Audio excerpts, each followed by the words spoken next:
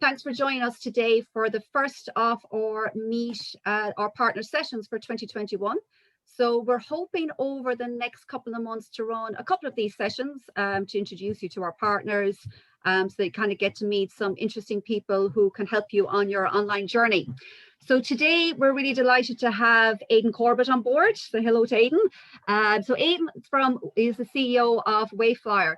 And we came across him kind of before Christmas, and we thought this is a really innovative, and I'd say probably new enough to the market. Is that right? Fair enough to say, Aidan? So it's kind of a new enough to the Irish market concept. So we're really delighted to have Aidan here today to kind of showcase his company and what he can offer. So really what I'm going to do in a couple of minutes is I'm going to hand over to Aidan and let him run the show. But what you might notice is down below, hopefully you can see a little Q&A icon down there. So if you do any questions along the way, maybe just send those questions to me. And what I will do is I'll moderate at the end of the session. We'll do a little bit of a Q&A. But what I'll do is hopefully technically this will all work beautifully. So I'm going to share my screen now with, I'm going to get Aidan to share his screen. Sorry. That was the wrong thing to do. Aidan, actually, I think you already have power there to share your screen, do you? You might just let me know when you can see it. Lovely. Yeah, we can see it. Can everybody see it? If anybody has a problem, they might just send me a quick chat there, but I can see it, so it should be fine. So I'll hand it over to you, Aidan. Thanks a million, Ursula. Appreciate it. Hi, everyone. I'm going to talk today about revenue-based financing, which is a very popular way of getting access to credit in the US for e-commerce businesses, and it's gradually working its way into Europe. We would be probably the first Irish provider of revenue-based finance purely for e-commerce, and we launched in April of 2020, and since then we've deployed about 90 million to over 200 e-commerce businesses in the form of revenue-based finance. So we've done this pretty aggressively, mostly in the UK and in the US, but also to a handful of Irish companies, one example of which I'll walk through with you today. So I'm not going to actually pitch my company at all today. All I'm going to do is do some, talk you through what revenue finance actually is, the pros and cons of using this type of finance, and then leaving it open at the very end for you to ask me any questions that you have about financing the growth of your e-commerce business. Obviously, when we've been able to look at, as I said, over 200 e-commerce businesses over the past couple of months, we've seen different techniques that different e-commerce companies use. And so happy to answer any questions you have on, again, how to access finance for your e-commerce business. So it's very much an education session. There's no plug of the product. I'll just explain the concept and hopefully it'll be of use to some or all of you. Okay. So the nature of e-commerce, as you know better than I do, is that it's a really difficult working capital situation. So most of the companies, but not all, that we serve will actually source products from the Far East, and they have really difficult payment terms. Your payment terms may be slightly different, but most of the time you end up paying for your inventory well in advance of when you actually generate the revenue. And in the case of most of our customers, they pay 30% on order. They'll pay 70% when the factory is ready to ship, and then they'll have to wait for it to ship. Then they'll spend money on marketing, and they will then hopefully bring in a lot of revenue from that inventory. And what revenue-based financing is designed to do is basically match the cash flows from your inventory purchasing with the revenue. So essentially giving you money to spend on inventory and spend on marketing, and then you pay it back over time, so you don't have these huge outgoings early on and then have your revenue coming in later on. So in your scenario, and again, none of this is new to you, what most of our customers look to first is equity in the form of venture capitalists or in the form of private investors, debt through the banks, and then personal funds, which may or may not be accessible depending on the company. So revenue-based finance is essentially coming in as an alternative to one of these three. And as I said earlier, this is the profile that we see with so much of our customers. And if it was possible for this customer to grow, given the cash profile here, the problem actually gets worse, because as the inventory orders get bigger, the problem doesn't actually go away. So we have companies on our platform who are doing 20, 30 million a year in revenue. They still have the same issue with payment terms. In actual fact, the biggest company on our platform, doing about 150 million revenue a year, they actually have worse payment terms than what I'm showing on screen. They have to pay 50% on order, 50% on shipment. So what we're really just trying to do is make sure that you can order the amount of inventory that you need, and you do it in a way in which you don't end up spending a lot of money before you get your cash back in through sales. So if you think about revenue-based finance, the black line is kind of your cash flow balance if you use revenue-based finance. So you'll get an injection of capital probably at the beginning to cover your inventory orders, and essentially you don't go into the red as much because the revenue-based finance is financing the inventory payments and also to a lesser extent marketing spend. We do obviously advance money to do both, and we advance money in the form of cash. It's not like we pay for your invoice or anything like that. You do get cash into your bank account, but invariably revenue-based finance tends to go primarily on inventory payments. So this is essentially the impact that it can have on your cash balance, and it's designed to make sure that you don't go into the red as much, and that can help you grow a lot faster because you can order more inventory, particularly if you're on a tear. You don't need to give up ownership, you don't spend time negotiating with banks, and you can kind of get back to running the business. So I've talked about the problem and what we're trying to solve. What does revenue-based finance actually look like, and what does it mean? So the interesting thing about revenue-based finance or merchant finance is that it's not actually a loan. It is much more similar to invoice discounting, and it's a purchase of future receivables. So what that means is that there are no interest penalty payments. There's no personal guarantees. There is no security on the assets. What happens is you will have a principal, let's say 100,000 euro. That will have a fee, let's say it's 5%. And then you will have what's called a percentage of daily sales or a remittance rate. Let's call that, let's say 15%, which would be quite high. So in this example, the advance would be 100,000 on day one, which you would receive into your bank account. And then you will repay the principal plus the fee, which would be 100,000. You would repay a percentage of daily sales until it's all paid back. And what that means is if your sales drop, we would get paid back slower. If your sales increase, we will get paid back faster. So the great thing about this product is that if for whatever reason you would delay an inventory order, or your marketing campaigns don't work as well, or something happens to the business and sales slow, then the amount of money that you pay drops accordingly. Obviously, on the flip side, if you're doing really well and you're growing really quickly, the merchant and finance provider will get paid back faster. So there's some downside protection in the way that it's structured, but then at the same time, you do end up paying back people quite quickly if you're doing really well. There's no ownership issue when it comes to revenue-based finance. So there's no warrants, there's no equity, there's no ownership implication. It does rely on first-party data. And what I mean by that is you'll normally share access to your back-end systems. And with Wayflyer, you would share access to marketing platforms on a view-only basis and probably Google Analytics. And the access to that first-party data means that you have an incredibly fast decision time.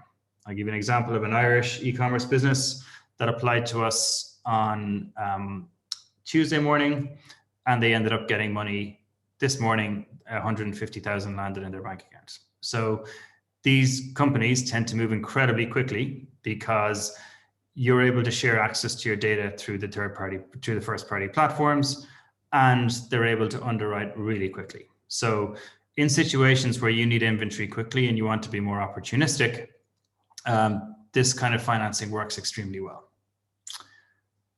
Issue with it is expensive. So the fee is typically between 4 and 12%. and you, depending on how quickly you want to pay it back, you'll normally get 5 or 6 offers from a provider. You will pay it back certainly within the year. So this is more expensive and considerably more expensive than the debt that you would get off a bank. And if you can get access to bank funding, you should definitely take it. And the reason that this product actually exists is because none of the customers on Wayflyer's platform actually can access bank funding. So this is very much, it is more expensive, and I'm very explicit about that, than funding that you would get from a bank. But it's a lot more flexible. You don't have guarantees, and you tend to get the money a lot faster. So that is really the trade-off to think about with revenue-based financing. So I've a bit of detail, and I'll circulate the slides later on, most of which I've gone over here. But what I'll actually do is I'll just show you kind of a slideshow or a screenshot from our application. So this business, it's an Irish e-commerce business, and they have taken a current advance from us of about a little under 1.3 million. This business is really interesting because they started off with a 40K advance from us in May of last year, and they just grew incredibly quickly over the last 12 months, and their latest advance from us has been 1.2 million. And the great thing about e-commerce is that once you get the flywheel working and you get over the working capital problem, you can scale incredibly quickly compared to other businesses like mine, for example, because your levers of scale, be it marketing spend and ordering inventory, doesn't rely on you hiring a lot of people. So this business, I think, will do close to 10 million in revenue this year. I think it is 5 or 6 staff. And so once we were able to help this business overcome the working capital challenge, they ended up growing incredibly quickly. And this is kind of the dashboard that this customer actually sees. So you have essentially a repayment progress. So this is the amount that they've paid. You have what's left to pay, and then underneath you have the individual payments on each day. And this is the status of those payments. So it is a percentage of daily sales. And what's actually happening here is that the customer's online store is in dollars, but their bank account is in euro. So we're just doing a conversion. Most of the time, the currencies are aligned, and they can essentially track all the payments they're making back to us. And then here you can just calculate the fee versus how much we're actually advancing. So it's pretty straightforward. It's pretty easy to understand. The money comes out as a direct debit out of the account. As I said, the critical thing for this customer is the speed. So they topped up their advance by 100K because they could see incredible demand coming down the track. I think 3 weeks ago, we could see that from the data. They were able to get access to that within 24 hours. So it's the speed at which you can get the money, and also obviously the flexibility and the lack of security or personal guarantees or anything like that really is the differentiator. And just to show you how that company is doing, the blue line are the sales daily over the last 90 days, and they're up 1,200% since this time last year. And as I said, this person started off, I think, with 40,000 from us, and since then they've taken additional 1.4 million in total. And so we love situations where we can provide initial advance, we can see it working, it gets the flywheel moving, and then the customer can repeatedly use revenue-based finance to increase that growth without giving up any ownership, and just using it to get over that working capital problem. As I said before, this is very prominent in the US right now, and in the UK. Other markets, including Ireland, it's still reasonably slow to take off. We're probably the second biggest player in the market globally. The largest is a company called Clearbank based in Canada. In Ireland and the UK, it would be Wayflyer or a company called Uncapped, who are based in London, would be the two main providers for it. And we would normally just focus on e-commerce businesses. We don't advance money to any other type of business. And then lastly, and this is something that Wayflyer offers, in addition to applying for the money, we actually give you a whole suite of dashboards that you can use to monitor and run your business. even if you don't decide to take money from us, or we decide not to give money to you, we actually give a free analytics product that sits on top that looks at your marketing data, your Google Analytics data, and your transaction data, and feeds you insights from that and allows you to track how you're doing.